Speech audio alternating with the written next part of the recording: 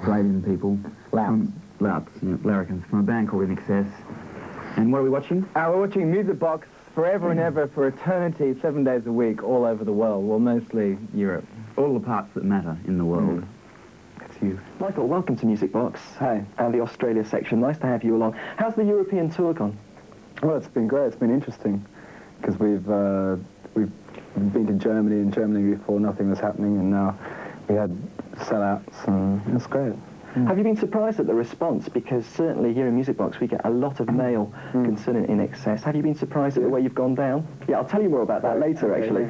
Yeah. give me some, yeah. Well, we've sort of neglected England, I think, to a degree itself, and it's great that now we've come back, and this is our third show on Sunday, and it's a sellout at the Hammersmith, so, you know, it is a surprise. It's great.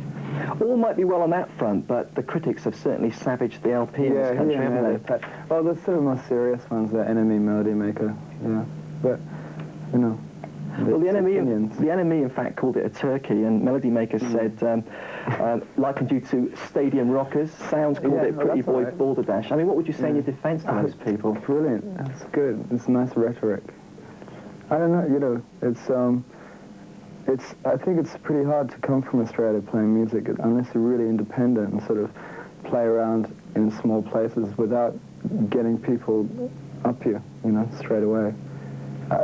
It's fine. It doesn't really bother me. You'd rather people think something, nothing? We really, you know, we just write. We have the very simple virtues of rock and roll band, you know. We write music, play it, and have a drink afterwards, and sometimes make videos, and we don't have any big sort of press-making trip, you know, where that's really what a lot of English press is about, I suppose.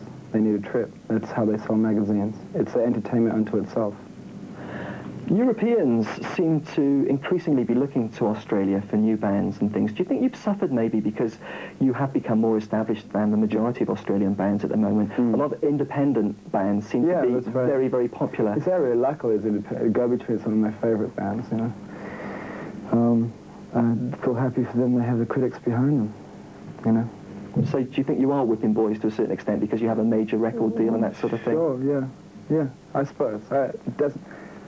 It's funny. I mean, I consider myself more independent than a lot of independent bands because it's the way we run our whole trip. You know, we own everything and we pay for most of it.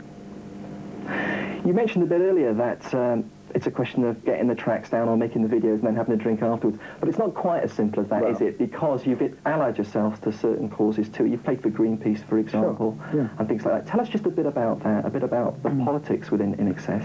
Well, it's really going to a cause and sort of rallying people to it rather than going on about it on record so much.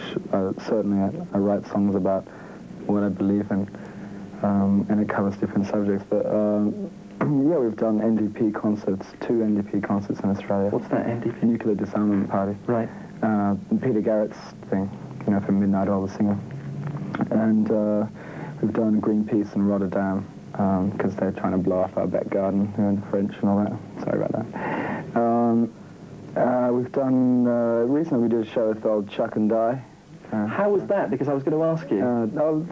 That was, I don't know, I didn't even see them. Well, we met them afterwards and, you know, shuffle, and grovel, and it was just to raise money for charity, actually. That's why we did it, you know. And, you know, we thought it'd be fun.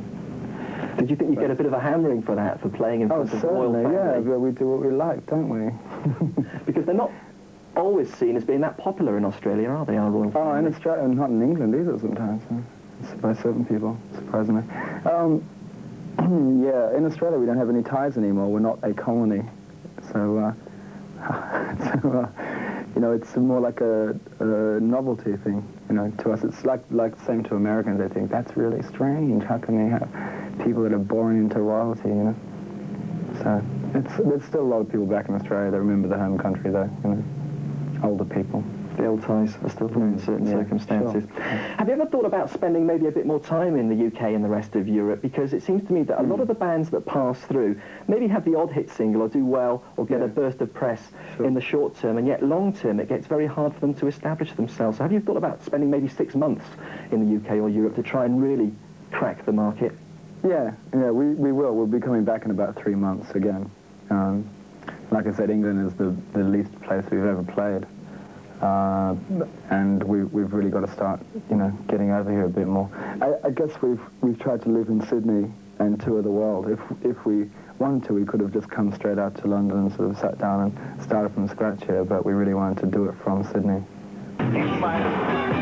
Spending, well, I wouldn't say a lot of time in Australia because you're touring a heck of a lot, but sort of 3 or 4 months a year. Being based over there, what is the music scene like there at the moment? Because we get second-hand reports over here that things are beginning to take off and that it's quite exciting. I mean, what is happening over there at the moment? It's good and bad, There's like, there's some bands, so I'd hate to see what happened if they came back here. But I don't think it's true that all the best bands come straight to London to live. I don't think that's true. In fact, it's quite the opposite. It's becoming very insular. People are staying in Australia and working there from there. It's changing all the time. I mean, by the time I get back, all the bands that I thought was happening are probably gone. And it's very quick, And it's very self-supportive. It has to be, like the film industry as well.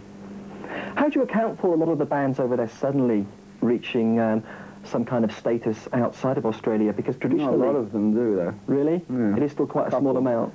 Yeah, compared to how many people you can it's 40, 50, 60 bands on the weekend to see. Men at Work were possibly almost a fluke. AC/DC are probably the last sort of real rock and roll band out of Australia to make it. But there have been 1 or 2 bands getting signed up. Yeah, there's been bands signed up for sure. There's a whole bunch right now that I'm really enthusiastic about, like Do Re Mi, I'm Talking, The Models. There's a bunch around. They're good. And their obsessions seem to be quite different to those bands that exist in Europe, the UK and the USA, in that the old trash aesthetic still seems to be very strong over there because of... Trash aesthetic. Yeah, try saying that without your false teeth.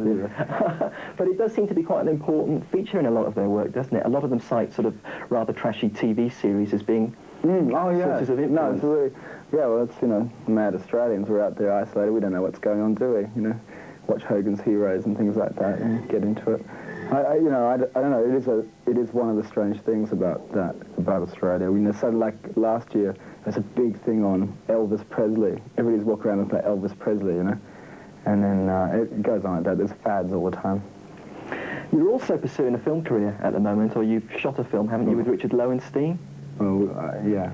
What's the story there? You're looking a bit reticent. Dogs in Space, Dogs in Space, yeah. Well, has it been released yet? I'm very nervous about it. Yeah. No, we haven't even started it. I start in a month's time. And what's that going to be about? Can you tell us?